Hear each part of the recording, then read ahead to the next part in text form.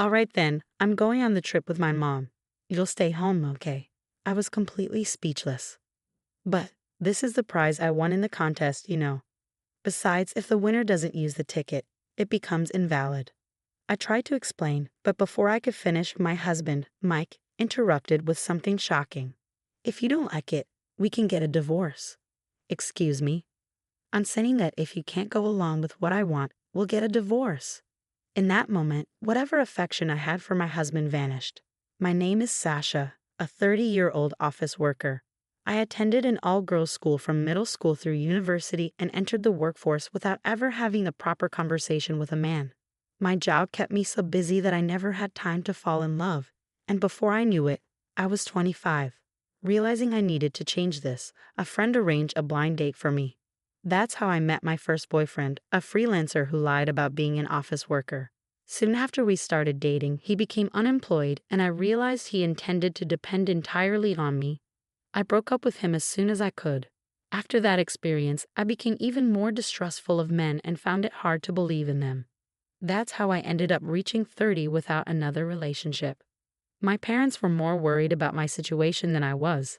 Both my father and mother had already been married for several years by the time they were my age, so they were growing increasingly impatient. While getting married in your 30s is common nowadays, back then, 25 was considered the latest acceptable age to tie the knot. Concerned about my lack of a boyfriend or partner, my father started bringing me several arranged marriage proposals, insisting that if I couldn't find someone on my own, he would help me. At first, I repeatedly turned down his offers, but over time, I began to feel guilty about rejecting the efforts my father made on my behalf. I could sense how much both of my parents, especially as their only daughter, wished for my happiness. That's when I decided to take a more positive approach and agreed to go on a blind date, partly to show my gratitude to my parents. It was during one of these blind dates that I met Mike, who would later become my husband. Mike, like me, was 30 years old. He had attended an all-boys school his entire life and, like me, had never had much experience with relationships. What stood out to me about Mike was his deep sense of responsibility toward his parents. He took great care of them, visiting their home regularly, planning trips for them, and even joining them on these vacations. He seemed to have a kind personality and a stable job at a reputable company. I carefully examined Mike's business card, making sure everything was legitimate. I was especially cautious this time, having learned from my previous relationship. Despite my caution and thorough checking, nothing seemed off about Mike. I convinced myself he was trustworthy, and we continued dating. Mike took the lead in our relationship, understanding my shyness, and always treated me with great care. As time went on, I found myself increasingly drawn to him. After 2 years of dating, Mike proposed, and we got married. When my parents heard the news, they were overwhelmed with joy, shedding tears of happiness. I felt fortunate not only to have met a good man, but also to have brought such happiness to my parents. After our wedding, we went on our honeymoon and began our life together as a married couple. Since we both worked, we shared the household chores. Cooking wasn't Mike's strong suit, so I handled that while he took care of the laundry and cleaning. We had a balanced relationship and supported each other, enjoying what I believed was a happy married life. However, everything changed just 1 year into our marriage. It all began when my father-in-law passed away after a battle with illness. After his father's death, Mike became increasingly attentive to his mother, Bianca, who was now alone. On his days off, he would visit Bianca at her house, and the two of them would sometimes go out together without me. Sometimes, Mike would stop by Bianca's house after work and have dinner with her, leaving me to eat alone. On occasion, he even went on trips with just her. I remember one morning seeing him leave the house with a travel bag, and I naively asked if he was heading out on a business trip. To my surprise, he casually replied, "No, I'm traveling with my mother to New York." I was shocked. First, I couldn't believe he planned a trip without informing me. Even more baffling was that he seemed content to keep it a secret unless I asked. I couldn't understand how he could care so much for his mother while completely disregarding his wife's feelings. It wasn't that he ignored me entirely, but this behavior felt like more than just being family-oriented. It was as if he was overly attached to his mother. Despite my growing concerns, Mike showed no intention of changing his attitude or lifestyle. In fact, I don't think Mike even realizes how wrong his behavior is.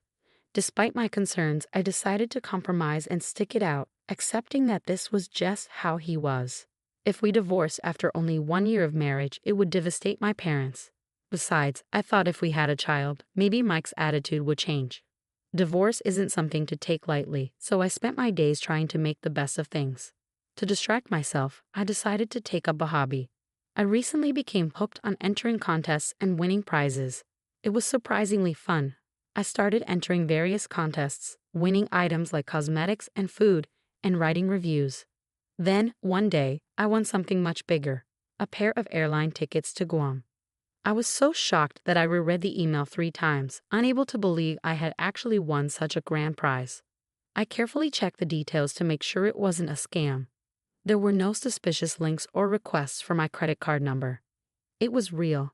I had genuinely won a trip to Guam. But then, I faced a dilemma. Who should I take? My husband had just returned from a trip to New York with Bianca. Should I ask a friend or maybe my parents? Then it struck me. I decided to give the tickets to my parents so they could enjoy a well-deserved vacation. Excited, I went to their house and shared the news. It's been years since we've traveled abroad. Are you sure about this, Sasha? You won this, my parents said. It's okay. I want to spoil you both for once, I insisted. Seeing their happiness brought me so much joy. But then my dad noticed something. Sasha, this ticket is valid only for the person who won it. It's non-transferable and you can't gift it. What? So I can't give it to you both? I was disappointed. Well, it seems that's the case. But you won it, honey, so why don't you go with Mike? My parents suggested. Reluctantly, I decided to take the trip with my husband. But when I returned home that night, I found a woman's coat by the front door. The coat looked familiar. It was Bianca's. When I walked into the living room, there she was, sitting on the couch, watching TV. Oh, Sasha, you're home. What were you doing out so late? It's your day off, Bianca said casually. I stood there, taken aback. Oh, I'm sorry. I didn't realize you were here, Bianca, I replied, trying to mask my surprise. Oh, what are you trying to say? Is it wrong for me to visit my son's house? Bianca snapped. No, it's not, I replied, though I couldn't help but feel that Bianca had been kinder to me when my father-in-law was still alive. Since his passing, her attitude had become colder and more critical. Bianca's eyes then landed on the bag I was carrying. What's this? What did you buy? She asked. Inside the bag was a guidebook for our trip to Guam, which I had picked up on my way home. Oh, it's nothing, I said, trying to downplay it. Just show it to me. Huh? Why? Just show it, she insisted, snatching the bag from me before I could react. Guam? Are you just trying to treat yourself? What are you doing with Mike's earnings? I was stunned. What was she talking about? I won a pair of travel tickets in a contest, so I thought I would go on the trip with my husband, I explained. Oh, really? A prize, huh? Bianca's demeanor suddenly shifted, and she seemed almost excited. I had a bad feeling about where this was heading. Just then, my husband walked into the living room, fresh from a bath. Oh, Sasha, you're back. What's going on? I heard my mother's excited voice from the bathroom. Mikey, listen. Sasha won a trip to Guam in a contest, Bianca announced gleefully. Wow, that's great, Mike said, sounding genuinely pleased. Yeah, I replied, so I thought we could go together. I even bought a guidebook. How many people can go on that trip? He asked. It's a pair of tickets, so just the 2 of us, I answered. Mike paused, then glanced at Bianca. Her eyes widened, almost pleadingly, like a dog waiting for a treat. Okay, well then, I'm going to go on a trip with my mom. You stay home, okay? Huh? I was completely speechless. I hadn't realized Mike was this much of a mama's boy. This is the prize I won, I tried to argue. So what? We're a couple. What's yours is mine, and what's mine is my mom's, Mike said with a twisted sense of logic. No way. Besides, you and Bianca just went on a trip a few weeks ago. That has nothing to do with this. That trip was domestic, and Mike paid for it. We haven't been on an overseas trip in years. Bianca interjected, already planning their vacation. I couldn't believe what I was hearing. Hey, I didn't even agree that you two would be the ones going on this trip. Besides, the ticket would be invalid if the winner isn't there, I tried to explain. But before I could finish, Mike cut me off with something outrageous. If you don't like it, then we'll get a divorce. Excuse me? I said, if you can't listen and obey what I say, then we'll get a divorce. I never thought he would say that. Any affection I had left for him vanished instantly. Fine, do whatever you want, I replied coldly. Then why didn't you just say so sooner? You're so selfish, Mike snapped back, looking triumphant alongside Bianca, as if they had won some sort of battle. They eagerly started planning their trip together, using the guidebook they had taken from me, while I began considering my post-divorce plans. Later, my husband told me to contact the airline to confirm the trip, so I did as he asked. But I had a different plan. I asked the operator, am I allowed to give these tickets to my husband or any other relatives if I can't go? The operator replied, sorry, but the tickets are non-transferable, even to family members or relatives. That makes sense, I said. In that case, I'd like to decline the airline tickets I won in the contest. After hanging up, I turned to my husband and said, the tickets are void. We're not going anywhere. I handed the tickets to my husband and said, here are the tickets. Please make sure to check the terms and conditions. He scoffed, dismissing my words. I don't need to read any terms and conditions, he said, leaving the tickets on the shelf without a second glance. It probably never even crossed his mind that those tickets might be invalid. Afterward, I confided in my parents. I asked for their help because I planned to move out of the house on the very day Mike and Bianca were supposed to leave for their trip. My father was stunned when he heard what had happened. I never imagined Mike was this kind of person, he said, clearly shaken. My father had been the one who suggested the arranged marriage with Mike, so he felt responsible. It's not your fault, Dad, I reassured him. He only started showing his true colors recently. Don't blame yourself. I tried to calm him down, not wanting him to carry any guilt. The day of the trip finally arrived. Mike was in high spirits, eagerly preparing to leave. I, too, was looking forward to seeing how he and Bianca would react at the airport. Well, I'm off then. Take care of the house while I'm gone, Mike said, grinning widely. Yeah, have fun, I replied with an equally big smile, which seemed to catch him off guard. He left, a little surprised by my cheerful send-off. As soon as he was gone, my parents arrived to help me move out. We loaded my belongings into their car and headed to the new apartment I had found. It was close to my office, and I had secured it as soon as I decided I'd had enough of my marriage. The apartment was quiet and comfortable, a perfect place to start over. A couple of hours later, my phone rang. It was Mike. Hello. Hey, what's going on?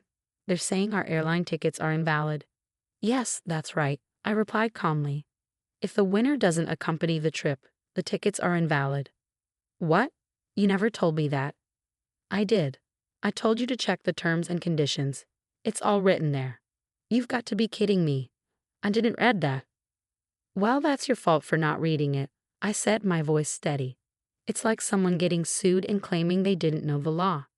But what am I supposed to do now? I already booked a hotel in Guam. Like I said, it's none of my business anymore. You and Bianca can sort it out. I hung up the phone, feeling a sense of finality. 10 minutes later, Mike called again. What now? I asked, already exasperated. Why can't I pay with your card? My card? What do you mean? I asked, confusion creeping in. The card you're using as a sub, he said, his voice tinged with panic. I quickly checked my drawers and realized that my secondary credit card was missing. You took my card without asking. I was only borrowing it for a little while, he stammered.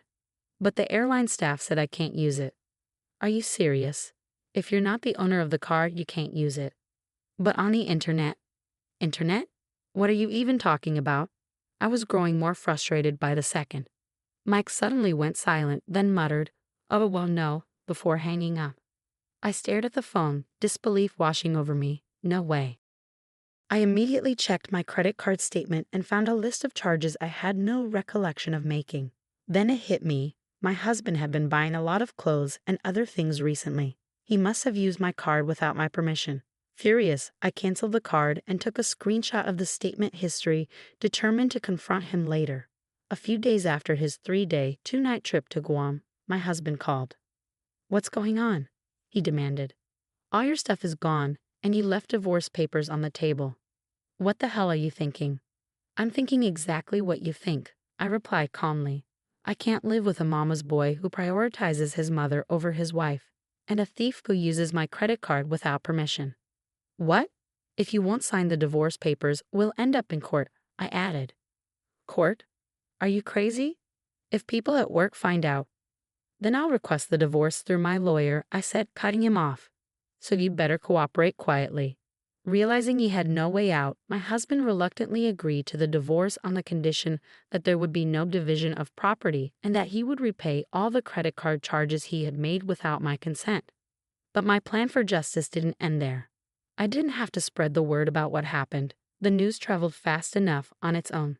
My ex-husband soon called me, panicked. This isn't what we agreed on, he shouted. Everyone at work knows what happened. They're all calling me a mama's boy and a thief. I can't even show my face at the office anymore. Oh, what a shame, I replied, feigning sympathy. But I didn't say a word.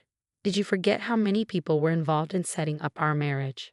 The connection that had arranged our marriage was through my father, a general manager at his company, and my ex-husband's boss, a department head. They were great friends, and our blind date was arranged because my ex-husband's boss thought highly of him. But when the boss found out how my ex-husband had treated me, he was furious. As a result, my ex-husband was removed from the fast track in his career and became a pariah at work. Bianca didn't escape unscathed either. Word of her behavior spread through the neighborhood, and now everyone avoids her. She's become a recluse, trapped by her own actions. As for me, I threw myself into my work and earned a promotion, along with a raise. To celebrate, I took my parents on a long-awaited trip to Italy, where we made wonderful memories together. Although this experience was tough, I've learned a lot from it. I'm ready to find a better man and start a new chapter in my life. It's hard to believe my ex-husband turned out to be not just a mama's boy, but also a thief. There's nothing more anyone can do for him. I'm glad my family and I were able to bond and enjoy our trip to Italy. I'm confident that, with my family's support, I'll find someone truly deserving of my love. Thank you for reading until the end. Please subscribe to our channel, and we hope to see